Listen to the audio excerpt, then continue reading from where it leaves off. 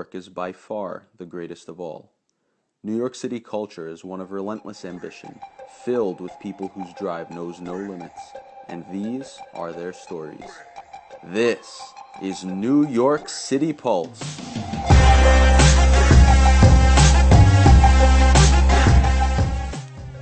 Hello, New York, and welcome to episode number 2 of New York City Pulse. I'm Zane, and today I'm joined with Selman Yalcin of Red NYC, one of the most widely attended real estate networking events across LA, Miami, Chicago, Boston, Philadelphia, and of course, our very own New York City. Selman, thanks so much for joining us today. Thanks for having me. Yeah, at the last Red event I went to, a woman said something very interesting to me. She said, "Zane, what's your story?" And I really like that question because it's a unique and creative way of asking somebody to, talk about themselves. So for the people watching, Selman, what's your story? Give us some context behind, where you're from and who you are both professionally and personally. Yeah, came to US when I was 13, about 30 years ago. And we immigrated here with my family. I'm the oldest of 5 kids, and went to high school here. Where about? In Queens, Long Island City High School. And went to college, got my bachelor's in business, and started working on Wall Street for a few years. How many? 2 years. 2 years, Yeah, right after college? Yeah, right, like around college times. I was working and going to school at the same time. And graduated and started doing my master's, MBA. Okay. I never got a chance to finish it. Where'd you study? New York Institute of Technology. Okay, so the one by Columbus Circle? Yeah, it's on Sweet, Broadway yeah. and 61st. And somehow my whole family was in the construction business. My cousins were like, you can help me out here, help me out there. And started working in construction, doing renovations, doing interior fit outs, mostly Upper East Side apartments. And that's how I kind of got into construction, and got married, have kids. How many do you have? Bills. Two. Yeah. And somehow construction, I was doing carpentry work, supervising, project management. I worked in commercial, I worked in MTA jobs, Grand Central Terminal, MTA, worked in Rikers Island. Yeah, Rikers Island. I did some prison work and worked like basically everywhere. And started doing estimating. Estimating. I thought I was good with people, getting the jobs for the clients, and with estimating needed some business development. And my way of getting the business was to network. And I had my small networking group where I would invite 5 to 10 people. What do you mean, like a BNI? No, not really. Just to have just have drinks and just catch up on things and like what. Very casual setting. Yeah, casual setting. Cool. And I just started networking and just became big and started doing events. Still doing construction. I do owner's rep work, construction management, but I'm spending most of my time doing events and conferences. Okay, so it sounds like there's a lot of construction in your background from your family. Did they do that back in Turkey before you moved? No, not really. No, Okay. I mean they do a little bit of construction back home, but I was a small kid here, so I never. My family here is most of the construction, so. So it really started when you were about 13 when you moved here. Yeah. Okay, talk to us about that transition though. You said you moved to the U.S. when you were 13. Yeah. What was that transition like from Turkey to the U.S.? Were you able to get into the groove of things well? Yeah, I mean the following week I was playing stickball in a park with American kids. I didn't speak English. My cousin was introduced me to new friends. Your cousin? Yeah. Okay. I didn't know to speak. I didn't know word of English. And that the whole summer. Learning as you go. Yeah, like then the following month I started school. At Long Island City High School. Yeah, I skipped one of the grade because I was started high school and didn't know English. Actually, I was going through wrong classes. I didn't even know that I was through the wrong class. That's tough stuff. When you moved here, was your father working in construction at the time? Yeah, he was a maintenance worker at a hotel. Okay, so he's working, and you're the oldest of 5 siblings. Yeah. So all 5 came over. Yeah, we all came together. Yeah. So what was life like between your early teen years, 13, 15, that sort of range? What was life at home for you? It was crowded. We lived in a 1-bedroom apartment. Out in Queens. Yeah, out in Queens. Okay. Yeah. And it just time went fast. It's just I took some time to learn English. But then in high school I started making new friends and joined a baseball team. I was on a baseball team for 2 years. I was playing right field. I pitched. Got into the American lifestyle. And that translates because you've done a lot of. I know you started working early, right? Yes, during high school. It was 16. During high school, you were already working. Yeah, already in construction. Okay. I was a laborer. Okay, and what exactly were you doing there? I was just basically doing demolition and labor work at a construction field. Okay, so labor work. Yeah, and right after high school, throughout college, I was working in construction as well. While you were working on Wall Street? No, Wall Street. Wall Street, I was there part time. I was there for like a year and a half, 2 years, and then started construction again. I was on and off. Okay. So, and you're still with construction now, so it seems like from an early age you were able to quickly know that construction was for you. Yeah. And at what point did you make that realization? After the 5 years, I said to myself, "This is it." This is. I mean, I tried to be a different field. That Wall Street wasn't my thing. I tried to be a cop. I went to academy. I passed the tests, but I never went forward with it. No. No. Cop life wasn't for you then. No. All right. So talk to us about. I know that obviously you have Red NYC, but you're doing something else on the side. You have your own project management company, right? Talk to us about some of the projects you've been working with there, and what you're working on. The SMY Newton is my project management company, and basically we help developers. That how long ago? This was 4 years ago. 4 years. Yeah. We did about 10 jobs. We basically help developers with their construction, and we represent owners, and we oversee the whole project. If there's, we oversee the construction jobs. Sometimes we help them find investors if they need. Basically whatever they need to run the project smoothly before and after. So from the beginning of the project to the end, you're there to make sure it goes through all smoothly for your client. Yeah. Okay, that makes sense. And then while you're running this company, you're doing Red NYC on the side. So it seems like you have a lot on your plate, especially with 2 kids. Yeah. I mean, it takes some toll when it comes to a personal time. I bet it does. Yeah, it does. What would you say is the biggest sacrifice you've made over the last year? I travel a lot because of the events that I do in different cities. I just want to be able to spend more time with kids. That's like the sacrifice, but that's what the work requires. I mean, most of my time spending at nights because most of my clients like meet them during the nighttime. My events are nights. Yeah. So it's and if I have to travel for 2 to 3 weeks, I'll be away. And I'm looking for new cities to land. So I'm constantly looking for sponsors to work with. So it's taking a lot of my time. To help expand Red. Yeah. How did Red come about? Red came about when I was having my own small networking events to get more clients. Okay. And it came to a point where I knew so many people, and so many people, like what kind of people are we talking? Developers? Developers, most of them like developers and investors. And they just started inviting to events where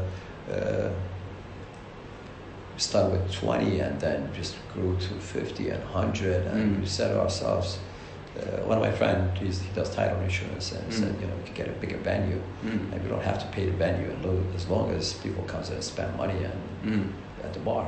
Yeah. And we said, well, why not? And we just started inviting people, and the first event, the big event, we had 400 people. Is this the first Red event? Yeah. So the first event that was branded under Red had 400 we people. We had 400 people. How do you pack that many people into a room, though? I just didn't know that I knew that many people. Yeah, that's okay. Just to have a book, like good contacts that just started sending invites, and they came. And the second event, we had 500, and we realized that we had this many people. Yeah. And so my partner, he came with this idea and said, you know, we do these events, let's monetize it and sell tickets. And why don't we bring a keynote speaker? So third event, we had a speaker, a keynote speaker, and started selling tickets. We had 700 people. Yeah, I still can't get over these hundreds of people that are showing up. Like, so these are all people that you've, you know, met throughout the course of your career and throughout the career over years. Yeah, and we team up with a lot of the other networking event organizers, like influencers. They help us out to bring the people also. So and once they hear about the event, they just come in and we advertise. We don't really do much advertising.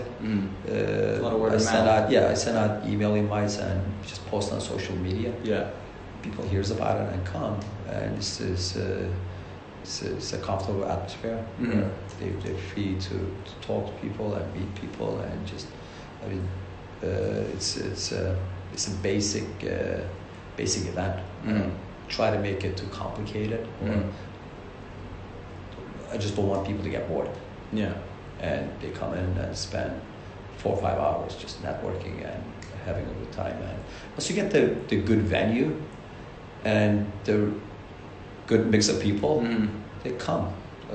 Just talk to us about that. Like, how do you go about choosing the right venue? Because, you know, making sure that, I don't know, 400 to 800 people don't get bored for 5 hours, that's a difficult task. So what goes into your decision making when choosing a venue? Choosing venue, I'm looking for venues that are like really trendy. The biggest nightclubs in New York City, like PhD Rooftop, or One Oak, Up and Down nightclub, or 235th Avenue. Last event we had at the Mission nightclub. And these are the places that people knows about, and they like the venues, and they come look at the view. Like PhD Rooftop has a good view of the city, and you get to listen to a great speaker and meet the people in that industry, like-minded people, and we do it on Thursdays. It's a good day to go out and stay late. And it works. Based on the feedback you've received, like, how would you say people view Red differently than other networking events? With other networking events, so you could have a networking event run by a mortgage company or insurance company, or like a broker. They would invite the people that, you know, either their clients or prospective clients, or people that they want to meet. But the Red is for everyone in real estate.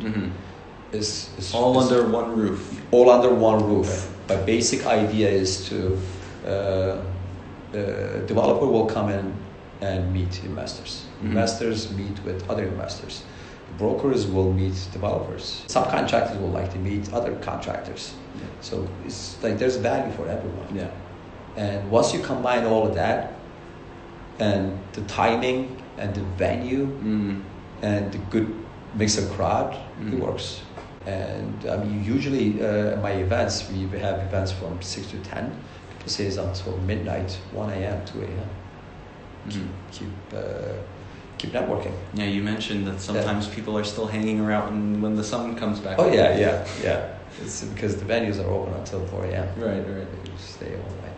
Okay. Yeah. So, and you founded Red 2 years ago, or 2 years? 2 years. 2 years. Okay. So when you and your partner founded Red 2 years ago, you obviously had some vision for what you wanted it to grow into, right? So what was that vision when you started, and how has it evolved since then? So my vision is to make this into a media company. A media company? A media company, yeah. I mean, I will still do the red events, and we start doing private events, private dinners, private events, and we host conferences also, like investment conferences. We had series of events in Art Basel. We team up with other conferences, and we host other conferences like what? Like we team up with BizNow. We team up with BizNow, and they're another big event organizer. We've done for a few events real with them. Real Deal was one of our media sponsor. Connect Media was. Real Deal is for those of you that don't know, it's the dominant trade magazine for everything real estate. And Connect Media is another conference organizer that support us and our media partner. IMN is another conference organizer. IMN? IMN, yeah. IMN, they do private equity real estate events. Opal does family office conferences. They support us. I mean, we have like other small, we team up with, last event, 2 weeks ago, we had an event with Chinese company that we hosted a Chinese real estate investment forum. I wanted to go to that one, but tickets were all sold out. Yeah, it was sold out very like quickly. 4 days before. Yeah, it was sold out. And we host events with Israeli company called Nadlan in the city. They come. They host conferences once a year, and we team up with them. And sometimes they reach out to us, we reach out to them and collaborate, and win-win for everyone. Because I'm not competing with anyone. I'm not trying to compete with anyone, or I don't have any competitors.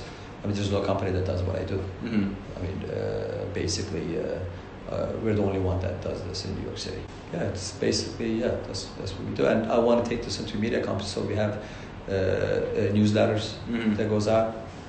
So you send it to everyone over all email? my subscribers, yeah. How many subscribers would you say? In New York, we have about 160,000. 160,000 email real list. estate? Yeah. In Chicago, we have about close to 60,000. Miami is about 40,000. Los Angeles, Los Angeles is about 45. Okay. So, and we want we haven't done any event in Philly, Boston, or DC, but we're organizing. We'll have this event coming up in a few months. In a few months? Yeah. So, like, definitely in 2019? Yeah. Okay. Yeah. And we'd like to expand to a few international cities. Okay. London, Istanbul, Tel Aviv, probably Hong Kong. Well, we'll see. I mean, if there's Is there a time frame for all of it? Well, next year, we'd like to do it next year. Okay. Yeah. So next year, you'd like to expand to those other cities in the US. What else do you have in store for Red next year? We'd like to do more private events.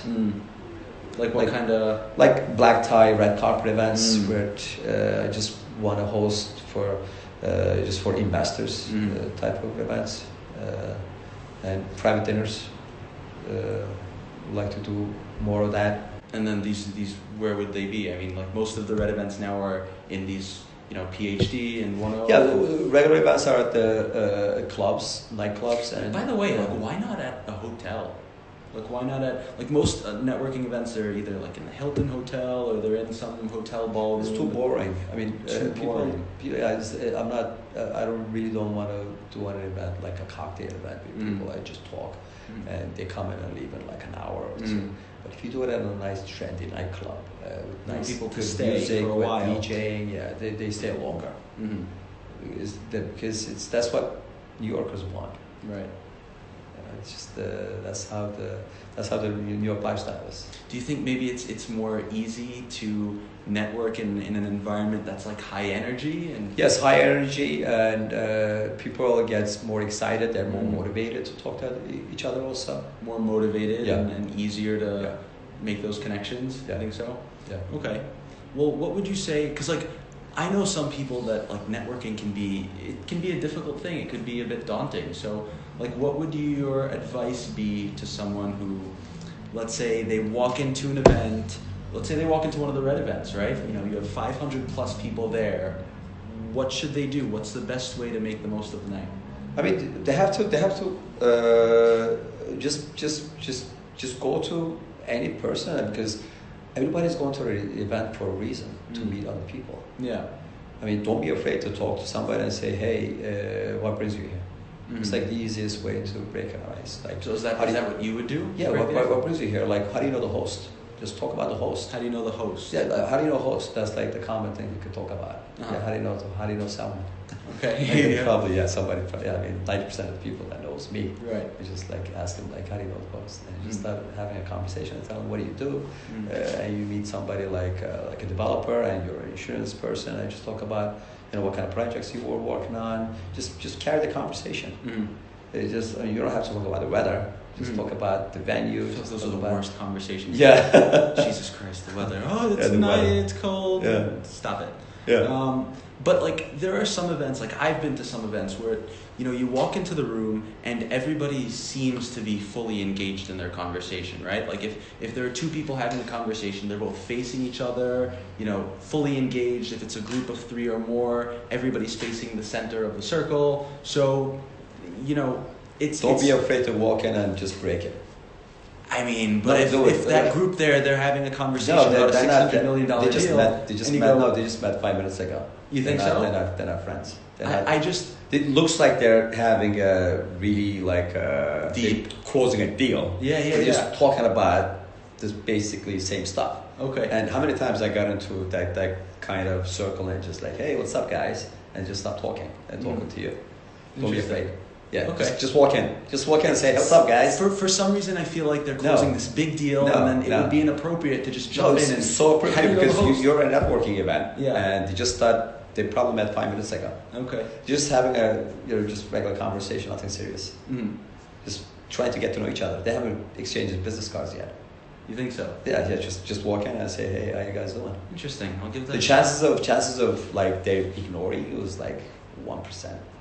Well, I mean, that's not really a concern of mine, but more so that it's not rude. It feels a bit intrusive, No, especially when they seem so engaged. Like it's one thing if you're unless you go to like a dinner event, it's different. You're having a dinner, you're eating something. It's not a networking event. A networking event, it's a networking event. You go there to meet other people, exchange business cards, or you just walk in and say, hey, how you guys doing? I'm ready to leave. Just pass your business cards and get their business cards and leave. Follow up with them the following day. Yeah, let's talk about that too. So, you meet the person, you introduce yourself, you get to know each other for a little bit. What are some of the next steps to build that relationship into a fruitful business relationship? For a fruitful business relationship is to follow up. That's the key. You could be meeting 50 people. I mean, it's just a waste if you don't follow up with them. I went to a speed networking event and it was very, very bad. I had like 60, 70 business cards and I couldn't remember who was who. That's like before you go to a networking event. It's not about the networking event. Networking is just the beginning. You collect business cards. I mean, you could be spending, don't spend more than 10 minutes to talk to somebody. Just get their business cards because whether you spend 10 minutes or 20 minutes or 2 hours, you still have to follow up. You forget about each other the following day. Just make sure you follow up the following day or that night. Just send them an email or a text message or just say, hey, it was nice meeting you. Let's catch up. If there's any business opportunity or personal, just follow up and say, hey, it was nice to meet you at the Red event. Let's follow up and see what are you working on. And so when you say let's follow up, you mean like let's have a phone call or let's meet in person? Not a phone call because you already talked to them. Yeah. You already talked to them before. You don't have to have a phone call. Just text them and set up a meeting, coffee or so an in-person meeting. In-person meeting. How important is that in-person meeting? That's like 90% of the work. Yeah. It's really important because it could be meeting. I mean, there's people that come to my red events and meet like 20 people each event, and they probably have like 200 people. How many of them are you gonna remember? Or very, very. After 2-3 months, it's all it's all a blur. Yeah, it's all a blur. Yeah. So just follow up the following day, the following. Even if you don't set up a meeting, just send them an email. Just send them an email or like text them and say, if it's not the following week, just the following, just to tell them that I'll see you at the next Red event. Or just follow up and meet them at the Red event and say, hey, are you going? Are you going to the next Red event? Just talk about the Red all the time. Yeah, of course. Yeah. If you can follow up the following week, you just tell them, hey, we couldn't catch up, we couldn't meet, but there's this Red event coming up. Yeah, let's go. Yeah, let's meet at the Red event. Come a little bit early. I'll be near the bar. I'll see you. And you see him and say, what's up? And just continue the conversation. And the next thing you know, the third time, you're friends. Right. Your business partner.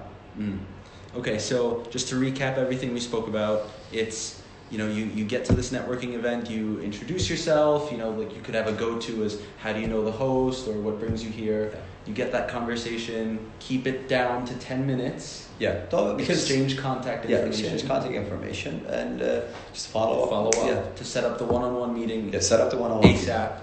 as soon as possible. And Don't wait more than 2 days. From there. Don't wait more than 2 days, because if my events is not happening on Wednesday or Thursday, you better follow up before Friday. Set up the meeting for the next week. Because if you wait until Monday, Tuesday, people forget, and you'll forget too. You'll forget, and that person will forget. Then you have to do everything all over again. Well, then it's like you didn't go to the event. Yeah, it don't make sense to go to an event if you're not following up. Purpose. Yeah, just makes sense. Purpose. Okay, I'm guilty of that mistake. I'm not gonna lie. Yeah. So, in terms of your networking, right? Who's somebody that, like, if there's somebody out there that's alive that you could have lunch with, anyone, who would it be, and why? To have lunch with, I like the keynote speakers. The keynote speakers that comes to speak at my events. So we typically pick one of the most active and biggest developers in New York City. They come in and these are people that you personally would like. Yeah, I personally know them. These are people that I know them well, and I always wanted to go to lunch with them, regardless. And these are people really accomplish what they do, and they came to a point where everybody knows about them, and there's a lot of things that you could learn. So let's use Steve Ross as an example, right? Let's say if you didn't have the red infrastructure in place and you wanted to have lunch with Stephen Ross, how would you go about making that connection? Well, what I will tell him is that's when I was 18 years old, I worked in his house, actually. Really? Yeah, when I was doing renovations, I worked in his house and his ex-wife's house. That's an easy way. If I ever see him, I'll tell him, hey, I worked in your house and I did your kitchen. Do you remember that countertop? Yeah, that's fantastic. Yeah. I just have to find something interesting. I think I could approach anyone and get them into a conversation. You just have to find something of value, tell them something interesting they could remember, or mention somebody else's name. Mention somebody else's name. Get back to you. Or find some way to bring them value. Yeah, it has to be value. Whoever you talk to, or whoever you want to. That's what when I approach people, and if I really want to set up a meeting with them, basically tell them I know what people are looking for. I mean, most of the developers, investors, owners, operators, they're looking for other investors too. You make a couple of good introductions, and you tell them that you could bring some equity into their next deal. They'll love to meet you. So you have to do, before you ask for something, you have to give something. Then you automatically you get something back. That's why it's kind of you make the introductions and you start with networking there, and then comes back to you, and you could set up a meeting with anyone. Basically, you just have to, you go to a conference and you want to meet that keynote speaker. You just right after he speaks at a conference, and you just approach him and tell him, these projects that you're working on, I know some people that will be interested, and you probably know. I mean, you could make some introductions and try to see what he's looking for. What about somebody who doesn't have many investor contacts? What value prop would they have for the developers? Then you offer him service that he's looking for. So, an insurance company or insurance broker that wants to get the company's insurance, just tell them that I have the best rate. I could save you 20%. But they're getting pitched all the time, though. But you have to be real. You have to be real. Don't just say, I'll save you 20%. Just prove it. Yeah. It's like a 2-minute elevator pitch. Just prove it in 2 minutes that you could save them 20%. Yeah. Once they believe it, they'll contact you. Everyone wants to save money, whatever they do. Whether it could be an insurance, or whether it could be a construction company that wants to do your job cheaper. Yeah, same quality, a little bit less. Why not? Always looking for an angle to save money, yeah. Right? Yeah. Okay, cool. So, final question here, Selman. Final question. Ready for it? Yeah, of course. Yeah? Okay, finish this sentence. Yeah. Selman Yalcin is...